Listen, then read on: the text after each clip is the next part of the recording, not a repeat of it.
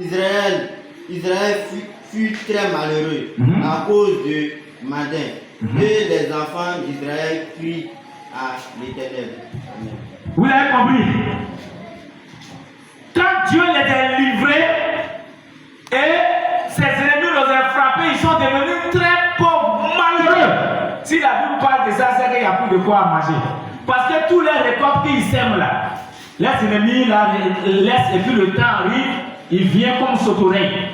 Il vient prendre tout manger là et puis il s'en va. Et puis eux, ils laissent faire encore. Ils commencent à faire semence à un niveau semence. C'est comme ça que ça se passe dans ta vie. Aujourd'hui, tu ne veux pas obéir à Dieu. Aujourd'hui, tu fais des choses qui ne n'ont pas Dieu. Et que Dieu n'est pas content de toi. Mais regarde, tout ce que tu fais tombe à l'eau. Ça tombe à l'eau. Ça tombe à l'eau. Ça tombe à l'eau. Ça tombe à l'eau. Mais tu es dedans quand même. Mais regarde, arrivé à un moment donné, les enfants d'Israël, ils ont fait comment? Le verset 6. Israël fut très malheureux à cause de Madin. Et les enfants d'Israël crièrent à l'Éternel. Ils ont connu quoi? Ils ont connu les erreurs. Et ils ont crié à l'Éternel. Mais l'Éternel va choisir une seule personne parmi eux. Le Seigneur va choisir une seule personne parmi eux qui va livrer le peuple. Qui va libérer le peuple. Le Seigneur a choisi qui? Gédéon. Il faut prendre le verset combien? Le verset 12. Le verset 12 à combien? À 13. Oui.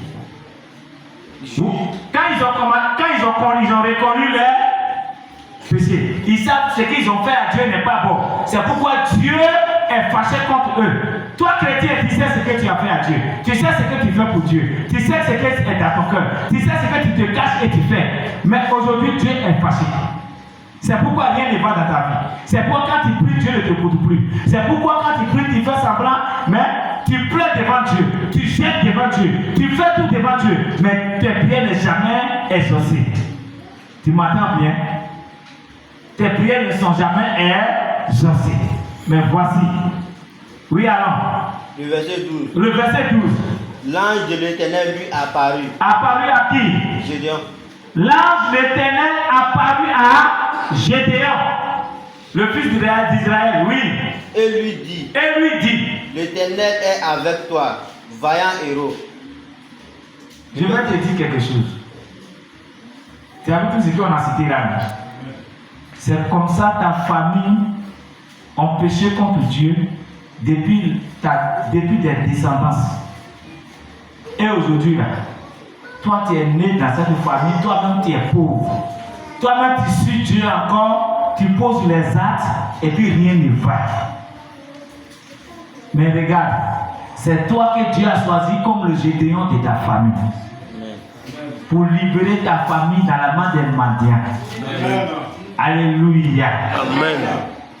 Quand l'ange apparu, c'est l'ange qui t'a apparu et puis toi tu es devenu chrétien. Hein? Tu n'es pas devenu chrétien à toi-même. C'est Dieu qui t'a, c'est l'ange qui a touché ton cœur et tu es devenu chrétien.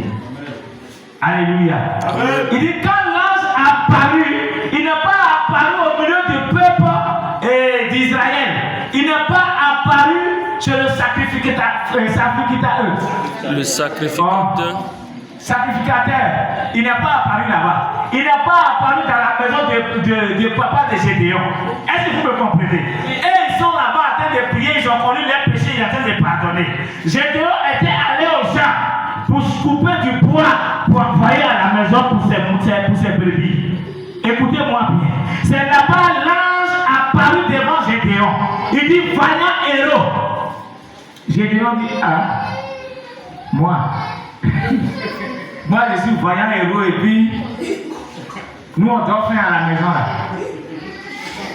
Je suis voyant héros et puis rien ne va dans ma vie là. Toi tu fais rien. Quand tu es rassasié, tu descends, tu passes ce que tu veux. Parce qu'à ce moment, Gédéon était fatigué.